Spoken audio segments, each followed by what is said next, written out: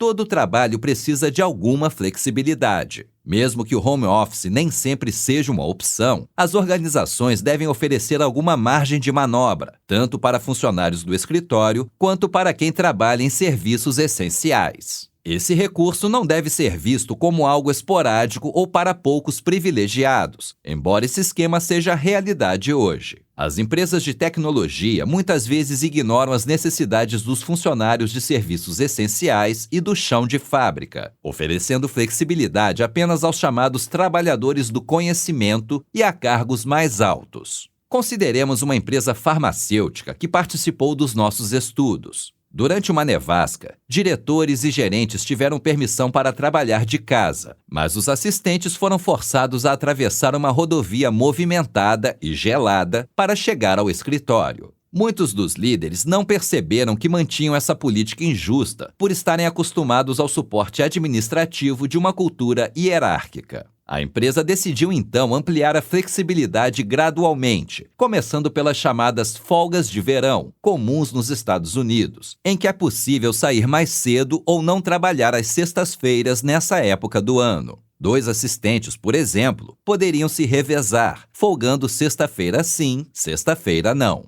A flexibilidade para todos os trabalhadores é possível. Como os gestores aprenderam durante a pandemia da Covid-19, uma empresa pode definir horas de trabalho de forma flexível, em turnos mais curtos e conceder folgas a qualquer momento sem qualquer prejuízo. Tais adaptações foram necessárias durante a crise. Conhecemos um fabricante de motores que, mesmo antes da Covid-19, dispunha de coringas, funcionários com qualificação diversa e capazes de alternar trabalhos e turnos em diferentes equipes, cobrindo lacunas quando e onde os colegas precisassem. Isso permitiu que suas equipes funcionassem bem durante a pandemia, quando os funcionários tiveram que cuidar dos filhos em horário integral por conta do fechamento das escolas ou atender a outras necessidades pessoais. Uma rede de fast food recentemente implantou folgas remuneradas e um programa emergencial de cuidados infantis para atrair principalmente horistas. Outro exemplo vem de um movimentado departamento de polícia metropolitana. Os policiais, incluindo supervisores, passaram a trabalhar em horários pré-determinados e reduzidos, de modo a estabelecer escalas mais previsíveis e permitir tempo de recuperação.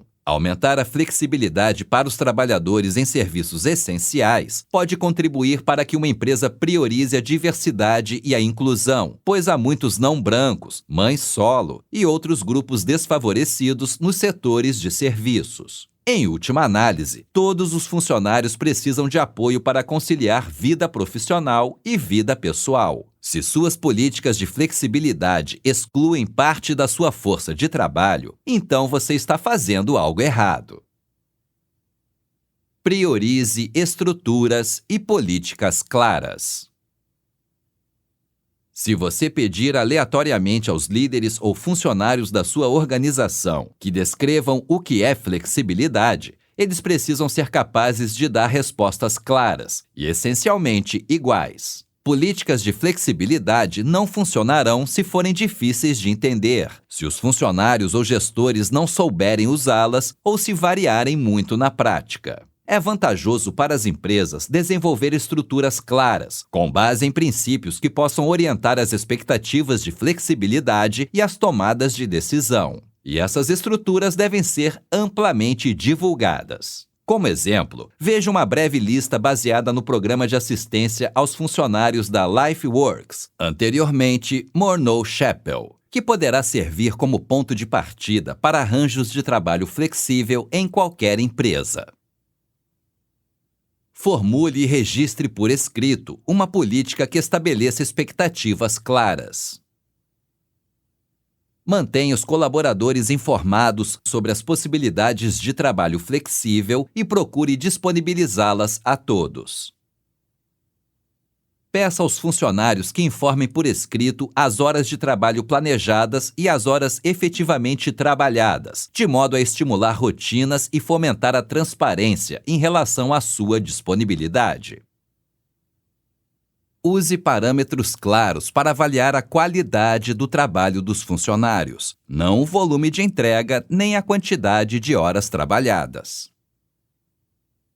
Checklists assim, criados por gestores, estão sendo amplamente difundidos. No Canadá, assim como no Reino Unido e na Austrália, o direito de solicitar um horário flexível está adquirindo aspectos legais. Dentro dessas diretrizes, o papel do gestor é combinar os processos de trabalho flexível com as demandas do cliente, do serviço e do produto. Portanto, os líderes precisam entender como cada tipo de flexibilidade, horário, local, continuidade, carga de trabalho e método se alinha ao trabalho em questão, a seus funcionários e às suas políticas. Como revela a tabela 1-1, uma cartilha sobre flexibilidade, que você encontra no PDF que acompanha este audiolivro, várias combinações de arranjos flexíveis podem ter sinergias agrupadas. Por exemplo, a combinação entre flexibilidade de local e de horário às vezes funciona bem. As escolhas devem ser vistas como justas, tanto pelos líderes quanto pelos funcionários. Estudos revelam que, quando isso acontece, os funcionários que vivenciam um conflito trabalho-família permanecem comprometidos com suas organizações. Como cultivar esse tipo de ambiente e implementar, ao mesmo tempo, políticas flexíveis justas? Uma maneira é elaborar um documento oficial, Team Charter, como a empresa de serviços financeiros Northern Trust fez um tempo atrás, quando algumas de suas unidades migraram para o trabalho flexível.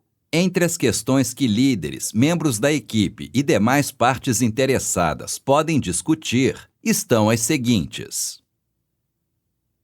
Como a empresa decidiu administrar a equidade salarial com base na localização? Por exemplo, todos os funcionários que realizam o mesmo trabalho remotamente, quer residam no Sul ou no Nordeste, receberão o mesmo salário base e remuneração por mérito? Quais serão os critérios justos para a definição do horário, digamos, das 10 às 15 horas, em que todos os membros deverão estar disponíveis para contatos, colaborações e reuniões? Qual a forma mais equitativa para o estabelecimento de limites à disponibilidade dos funcionários e quais são as normas para que as horas de folga sejam respeitadas? Embora políticas claras e implementação consistente sejam importantes, políticas excessivamente restritivas não são a resposta. Os processos devem ser adaptáveis. Capacite os funcionários a definir e gerenciar a própria flexibilidade. Embora os líderes devam colaborar na estruturação das políticas para o trabalho flexível, eles não precisam ter todas as respostas. Precisam, no entanto, conversar com seus funcionários para descobrir como eles interpretam a flexibilidade, desde a distribuição dos locais de trabalho até a definição dos horários. Distribuir entre os funcionários uma lista de assuntos para serem analisados e discutidos também pode ser útil. Eis alguns exemplos. Como minha flexibilidade poderá afetar os interesses dos meus clientes? De que maneira algum impacto negativo poderá ser amenizado? Como minhas interações com os membros da equipe podem ser afetadas? Que ações posso executar de modo a garantir uma estreita colaboração com meus colegas? Tenho ou posso desenvolver as qualidades necessárias para o trabalho flexível proposto? Por exemplo, tenho autodisciplina suficiente para me concentrar nos limites do teletrabalho e para manter o nível de energia exigido por uma semana de trabalho mais curta? Conversei com meu gestor e com meus clientes para confirmar que meu trabalho de meio período foi planejado de maneira realista e que conseguirei realizá-lo com eficiência dentro dessas horas reduzidas? Tenho em casa os recursos necessários: suporte técnico, internet, espaço físico, apoio familiar, local de trabalho alternativo para realizar minhas tarefas? O próximo passo é criar estruturas em toda a organização, de modo a capacitar os funcionários a montar o próprio horário e facilitar a troca de turnos. Em vez de utilizar os supervisores para implementar a flexibilidade diariamente, alguns setores estão encorajando processos de autogestão entre funcionários, o que lhes permite controlar seus horários e horas trabalhadas sem incorrer em penalidades. As organizações de saúde dos Estados Unidos, em particular, com sua força de trabalho majoritariamente feminina, foram as primeiras a adotar o esquema de horário definido pelo funcionário. Em um estudo realizado com enfermeiras de 5 unidades médicas semelhantes, um componente-chave de sucesso foi orientá-las a formular e negociar o próprio horário, bem como a ajustar diretrizes de modo a atender a demandas como escalas de trabalho no feriado. A consequência disso foi o aumento na satisfação e na retenção das funcionárias. Outro exemplo vem de uma grande companhia aérea dos Estados Unidos, não sindicalizada, a Delta, que emprega um processo de licitação pelo qual os funcionários escolhem seus próprios turnos usando um programa. As margens de escolha aumentam de acordo com o tempo de serviço. Os funcionários podem trocar ou ceder turnos, desde que as horas extras não aumentem e as regras de saúde e segurança não sejam violadas. Em ambos os casos, o papel dos líderes é estabelecer diretrizes sobre o que funciona e o que não funciona, de forma a facilitar o trabalho, mas sem controlá-lo, garantindo que os funcionários entendam sua responsabilidade quanto à presença de um efetivo mínimo e, no caso dos serviços médicos, quanto à qualidade do atendimento ao paciente. As empresas que migram para sistemas de trabalho flexível podem aprender muito com a Delta e com as organizações de assistência médica.